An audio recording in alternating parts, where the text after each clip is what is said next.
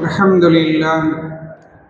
لله الذي وحده الصلاة والسلام على رسول الله وعلى آله وصحبه أجمعين ومن تبعهم بإحسان إلى يوم الدين أما بعد. அனைத்து புகழும் புகழ்ச்சியும் அகிலங்களின் அதிபதியான அல்லாஹ் ஜல்ல ஷானஹு தஆலா ஒருவனுக்கு மட்டுமே உரித்தாக்கி இந்த உரையினை துவங்குகிறேன்.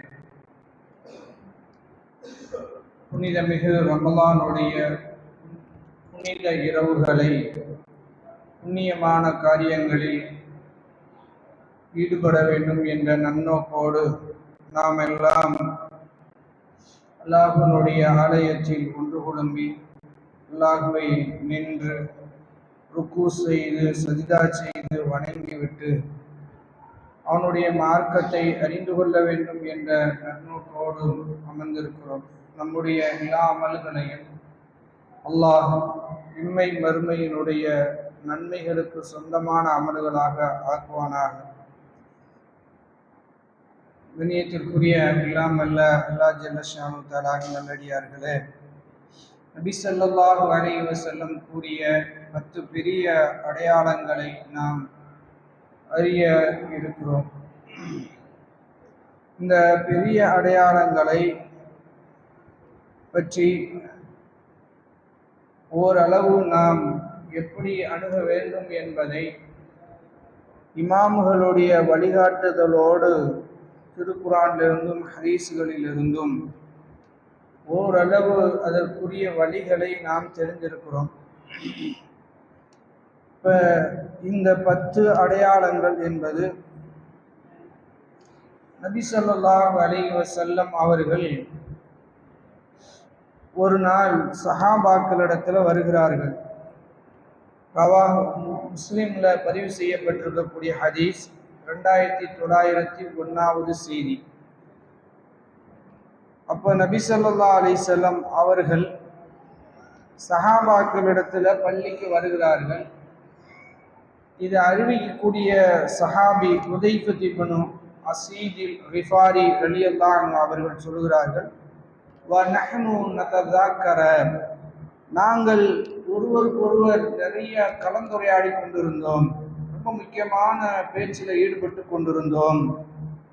அப்பொழுது நபி ஸல்லல்லாஹு அலைஹி வஸல்லம் வந்து எங்களிடத்தில் கேட்டார்கள், மா ததாக்கருன, நீங்கள் எதை பற்றி இவ்வளவு ஆர்வமாக இவ்வளவு மெனக்கெடுத்து பேசிகிட்டு இருக்கீங்க அப்படின்ற உடனே சஹாபாக்கள் சொன்னார்கள், காலு நதுகுரு ஸா, நாங்கள் மறுமையை பற்றி பேசி கொண்டிருக்கிறோம் என்றவுடன் நபி ஸல்லல்லாஹு அலைஹி சொல்றாங்க, இன்னஹா லன் தகூம ஹத்தா, இந்த மறுமை நாள் நடைபெறாது எதுவரை என்றால் தரவுன கப்லஹா 10 ஆயாத்தின், 10 அடையாளங்களை நீங்கள் பார்ப்பதற்கு முன்னால் மறுமை நாள் ஏற்படவே ஏற்படாது என்று சொல்லிட்டு ஃபதக்கர, முதலாவது சொன்னார்கள் அத்துஹான் வத்தஜ்ஜால் வத்தாபத்துன் وطلوع الشمس من مغربها ونزول عيسى ابن مريم صلى عليه الصلاة والسلام ويأجوج ومأجوج وثلاثة خسوف، خسف بالمشرق وخسف من المغرب وخسف بالجزيرة العرب وآخر ذلك نار تخرج من اليمن تطر الناس إلى محشرهم. இந்த செய்தி ரசூலுல்லாஹி சொல்றாங்க, 10ன்னு சொல்லிட்டு இந்த 10 ஒன்னா, 1 புகை மூட்டம், 2வது தஜ்ஜால், 3வது ஒரு பிராணி, 4வது மேற்கிலே சூரியன் உதிப்பது, 5வது யாஜூஜ் மாஜூஜ் என்ற ஒரு கூட்டம் வெளிப்படுவது, 6 7 8 3 பூகம்பங்கள் வெளிப்படுவது, 7 8 9, கிழக்குல ஒரு பூகம்பம், மேற்குல ஒரு பூகம்பம், அரபு தீபகற்பத்தில் ஒரு பூகம்பம், கடைசியாக யமனிலிருந்து ஒரு நெருப்பு கிளம்பும், அது மக்களை எல்லாம் மஹ்ஷரை நோக்கி ஓட்டி செல்லும் என்று ரசூல் ஸல்லல்லாஹு அலைஹி வஸல்லம் சொல்கிறார்கள்.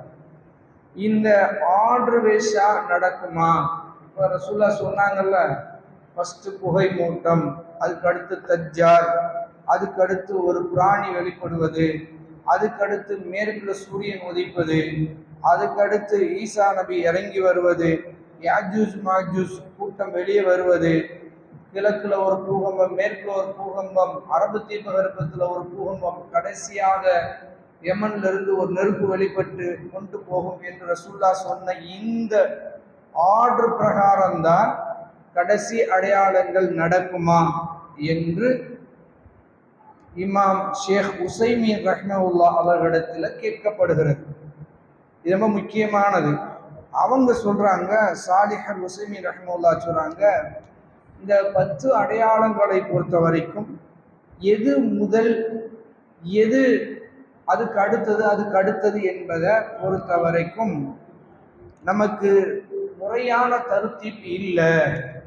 சில இது முறையான தர்த்தீப், பாலுஹா அவைகளில் சிலது முரத்தபுன் தர்த்தீப்பா இருக்கிறது, வரிசையா இருக்கு, மஅலூமுன் அறிவதற்கு லேசாக இருக்கிறது, வபஅலுஹா அதில் சிலது கைர முத்ரத்திபீன் அது வரிசையாகவும் இல்லை, வலா யாலமு தர்த்தீபு அதை வரிசைப்படுத்துவதற்கும் அறிய முடியல, வழிகளை தெரியல என்று சொல்லிட்டு ஃபமிம்மா ஜா அதிலிருந்து வரிசையா வந்திருக்கிறது என்பது எதுன்னா நுஸூலு ஈஸா இப்னு மரியம், ஈசா நபி இறங்குவது, அந்த நேரத்தில் வஹுரூஜி யஜூஜ் வ மஅஜூஜ், யாஜூஜ் மாஜூஜ் கூட்டம் வெளிப்படுவது, வ தஜ்ஜால் இருப்பது. இந்த மூன்றும் ஓரளவு வருஷப்படுத்த முடியுது.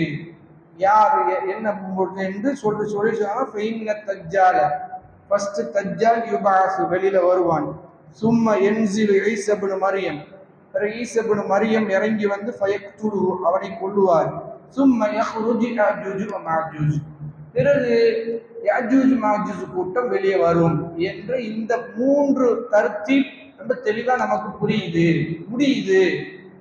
மற்றபடி இருக்கக்கூடிய 7 நம்மளால வருஷப்படுத்த முடியல என்று யார் சொல்றார்?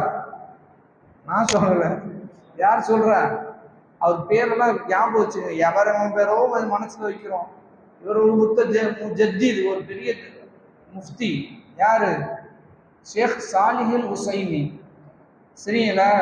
சாலிஹுல் உசைமீனை படிச்சீங்கன்னா இந்த நூற்றாண்டுல இப்படி ஒருத்தர் இருந்திருக்காரான்னு நம்மளும் ஆச்சரியப்படணும். அந்த அளவுக்கு எந்த அளவு இந்த உலகமே தெரியாதவன்னு சொல்லுவாங்கல்ல, அது மார்க்கத்துக்காகவே தன்னை முழுமையாக அர்ப்பணிச்சவங்க. சாலிஹுல் உசைமி முழுமையாக படிச்சு முடிச்சுட்டு வெளியில போய் அவர் ஃபுல் மார்க் ஃபர்ஸ்ட் ரேங்க் எடுத்துட்டாரு. அவங்க உஸ்தாது ஒரு பழத்தை கொடுத்துருக்காரு, அதை வாங்கி போய் சாப்பிடுப்பா அப்படின்னு. அந்த பழத்தை வாங்கிட்டு கேட்டாரா, இதை எப்படி சாப்பிடணும், அப்படியே சாப்பிடணுமா அவிச்சு சாப்பிடணுமா அப்படின்னு. என்ன பழம்? ஆப்பிள் பழம்.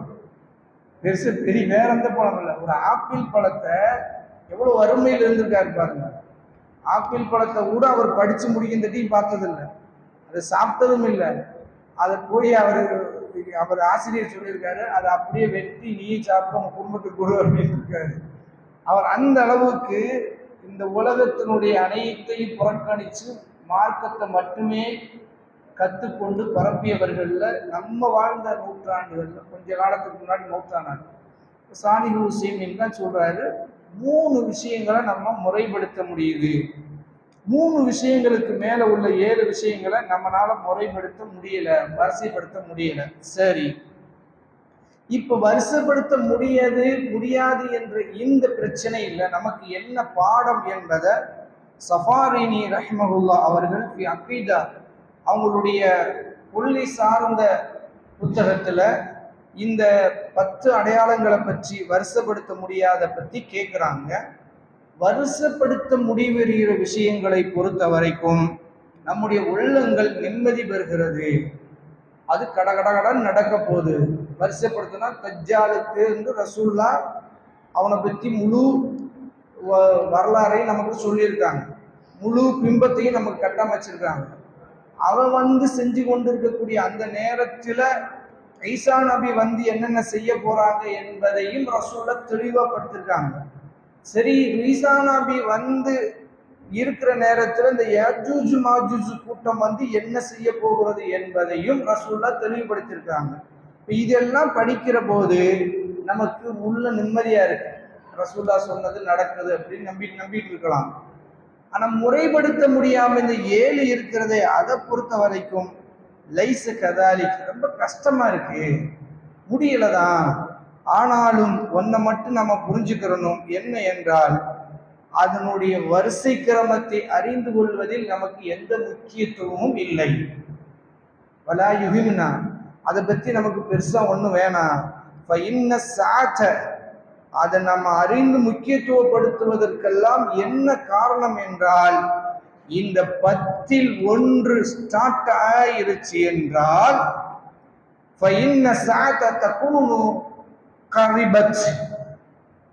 மறுமை நாள் மிக நெருக்கத்துல வந்துருச்சு என்று நம்ம முடிவு பண்ணிடலாம். அதுக்குத்தான் இந்த இல்மே நமக்கு பயன்படுது. இதுல நிம்மதி இருக்கு, நிம்மதி போச்சு, வருஷப்படுத்த முடியல, இதெல்லாம் இங்க விஷயமே கிடையாது. இங்க விஷயம் என்னன்னா, ஒன்னு ஸ்டார்ட் ஆயிடுச்சுன்னா அடுத்து இந்த உலகம் மிக விரைவாக எதை நோக்கி போகுது? முடிவை நோக்கி போகுது, அழிவை நோக்கி முடிய போகுது என்ற அர்த்தம் என்று சொல்லிட்டு, ஏனென்றால் உலகத்தை அழிப்பதற்காகவே இந்த அடையாளங்களை அல்லாஹ் நமக்கு விட்டு வைத்திருக்கிறான் என்று இவர் சொல்கிறார். மஜ்மு ஃபதால இதைத்தான் கோடிட்டு காட்டி இமாம் சாலிஹுல் உஸைமி ரஹ்மத்துல்லாஹ் நமக்கு சொல்றாங்க. வருஷப்படுத்த முடியல, சிலது முடியுது, சிலது முடியல. சரி, இதுல ஃபர்ஸ்ட் எது? முதல்ல நடக்க போறது எது? பூகம்பமா? எது? தஜ்ஜால். அடுத்து எது? புகை மூட்டம். அடுத்து நான் அழிவுக்கு எவ்வளவு ரொம்ப நமக்கு என்ன அப்படின்னு உட்காந்துருக்கேன். அடுத்து என்ன நடக்கும்? முதல் அடையாளம் என்று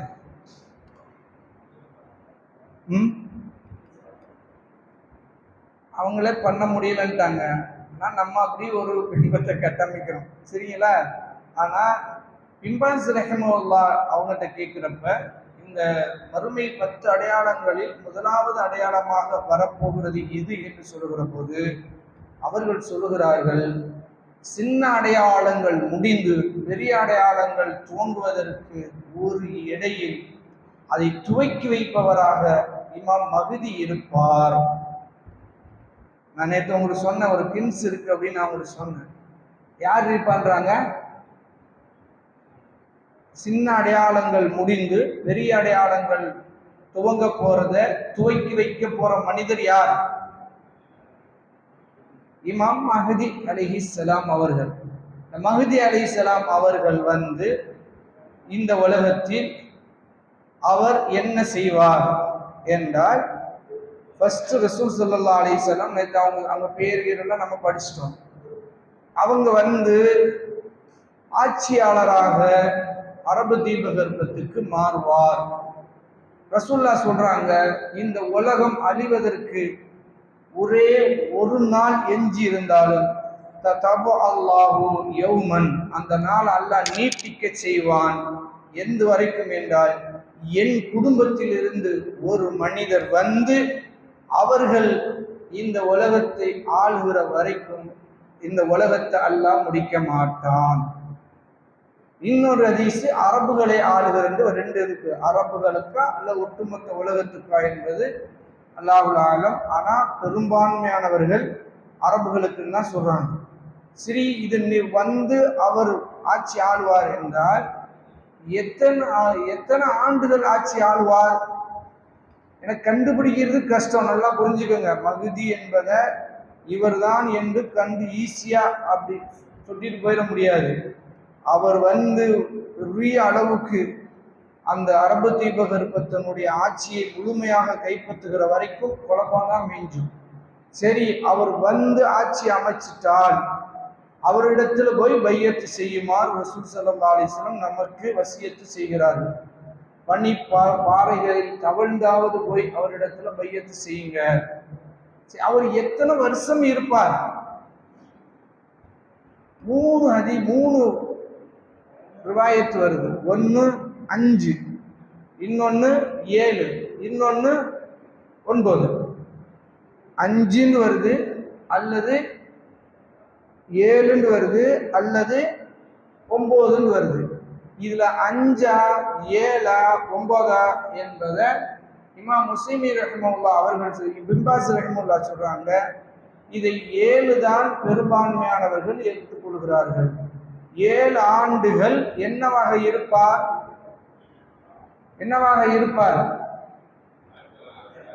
ஆட்சி ஹலீஃபாவாக இருப்பார். ஆட்சியாளர் இல்லை, அவர் ஹலீஃபா. ஹலீஃபான்னா என்ன? ஹலீஃபாவுக்கும் ஆட்சியாளருக்குள்ள வித்தியாசம் என்ன? ஹலீஃபான்னா பிரதிநிதி, ஆட்சியாளர்னா அவர் சட்டம் ஏற்றுவார். மலிக்குகள்லாம் அவங்க சட்டம் போடுவாங்க. ஹலீஃபான்னா அவர் சட்டமெல்லாம் போட மாட்டார், இருக்கிற சட்டத்தை நடைமுறைக்கு கொண்டு வருவார். யாருடைய சட்டத்தை? குர்ஆனுடைய சட்டத்தையும் ஹதீஸுகளுடைய சட்டத்தையும் நடைமுறைக்கு கொண்டு வருகிற ஒரு பிரதிநிதித்துவமாக கொண்டு வருவார். சரி, இவர் யாருடைய பரம்பரையில் இருந்து வருவார்? உங்களுக்கு நல்லா தெரியும். யாருடைய பரம்பரை? ஹசன் ரலியல்லாஹு அன்ஹுடைய பரம்பரை. ஏன் இவருடைய பரம்பரையில் அல்லாஹ் கொண்டு வரணும் அப்படி என்பதற்கு ஒரு புத்தகமே எழுதியிருக்காரு. அப்துல் முஹ்சின் அல் அப்பாத் ஹஃபிலஹுல்லாஹ் இப்ப இருக்காரு. ஏன்னா மதீனா யூனிவர்சிட்டியில் ஆசிரியராக இருக்கிறார். அவருடைய மகனும் பேராசிரியராக இருக்காங்க. அவர் இஸ்மாயில் அலைஹிஸ்ஸலாத்தினுடைய வம்சாவளியில லிங்க் உள்ள ஒருத்தர். அவர் மஹதியை மறுப்பவர்களுக்கு ஒரு புத்தகமே எழுதியிருக்கிறார். அவர் ஒரு உரையாற்றி இருக்கிறார். பின்பாஸ் ரஹிமஹுல்லாஹ்வை நேரடியாக உட்கார வச்சுக்கிட்டு மஹதி சம்பந்தமாக வந்திருக்கிற பலவீனமான செய்திகள், ஹசனான ஹதீஸுகள், சஹாபாக்கள் எத்தனை பேர் அறிவிச்சிருக்கிறார்கள் என்று எல்லாத்தையும் போட்டுட்டு அவர் ஒரு கின்ஸ் கொடுக்கிறார். நமக்கு அற்புதமானது.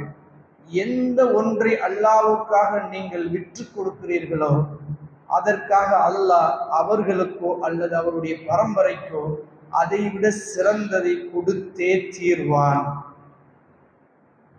அருமையான அல்லாஹ்வுக்காக நீங்க ஒன்றை விட்டு கொடுத்தீங்கன்னா எதை நீங்கள் விட்டு இழந்தீர்களோ அதை விட சிறந்ததை அல்லாஹ் உங்களுக்கே கொடுப்பான். அல்லது உங்கள் பரம்பரைக்கும் கொடுப்பான். இப்ப ஹசன் ரலியல்லாஹு அன்ஹு என்னத்தை விட்டு கொடுத்தாங்க? மிகப்பெரிய சாம்ராஜ்யத்தை விட்டு கொடுத்த பெரும் பேர் பெற்றவர். சாதாரண இடத்தை தூக்கி கொடுக்கல. ஒரு சின்ன பள்ளிவாசல் முத்தவள்ளி பதவியை கொடுக்கிறதுக்கு நமக்கு மனம் கசக்குது, முகமெல்லாம் இறுகி போயிருது. ஆனால் பூமியினுடைய 2 பகுதிக்கு மேற்பட்ட பகுதிகளில் ஹலீஃபாவாக இருந்தவர் ஹசன் ரலியல்லாஹு அன்ஹு அவர்கள்.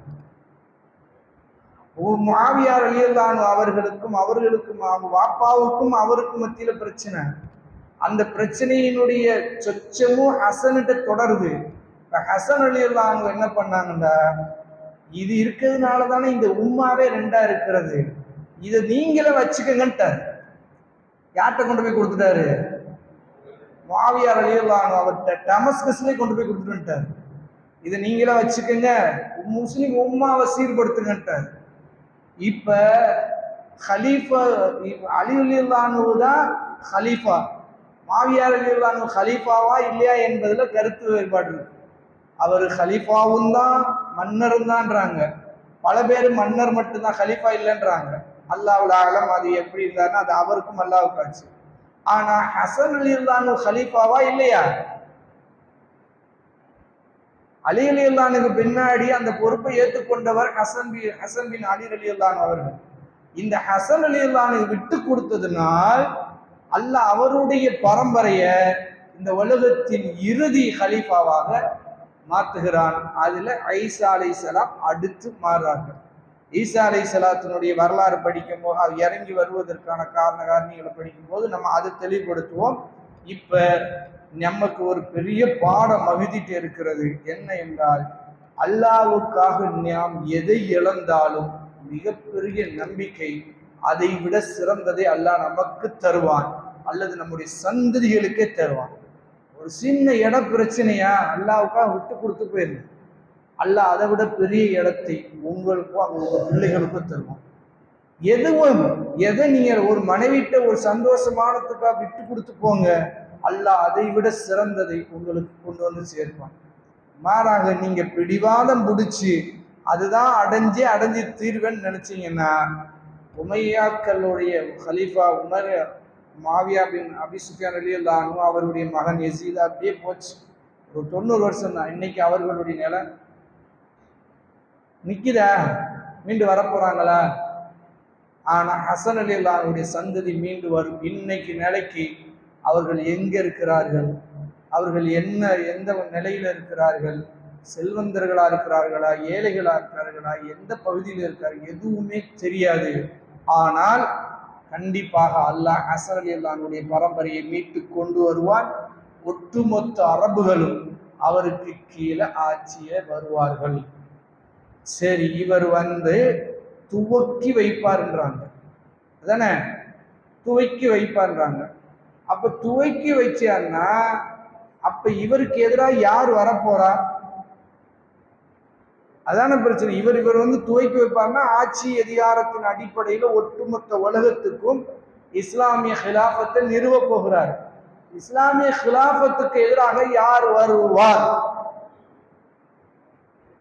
யூதர்கள் வருவாங்களா? கிறிஸ்தவர்கள் வருவாங்களா? அரபுகள் வருவாங்களா? இல்ல நம்ம ஊர் வருவாங்களா? தஜ்ஜால் வருவானா?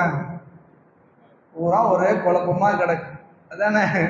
தஜ்ஜால் அப்ப யார், அவன் இங்க அவன் என்ன பண்ண போறான், இப்பயும் ஒரு பெரிய குழப்பம். இந்த மஹ்திக்கு எதிராக யார் வரப்போகிறார்கள் என்பதை நபி ஸல்லல்லாஹு அலைஹி வஸல்லம் 3 விதமாக நமக்கு சொல்லி இருக்கிறார்கள், 3 பெயரிலே சொல்லி இருக்கிறார்கள். அவர்கள் யார் என்பதை இன்ஷா அல்லாஹ் நாளை தொடரும். சுப்ஹானக அல்லாஹும்ம பிஹம்திக அஷ்ஹது அன் லா இலாஹா இல்லா அன்த அஸ்தக்ஃபிருக்க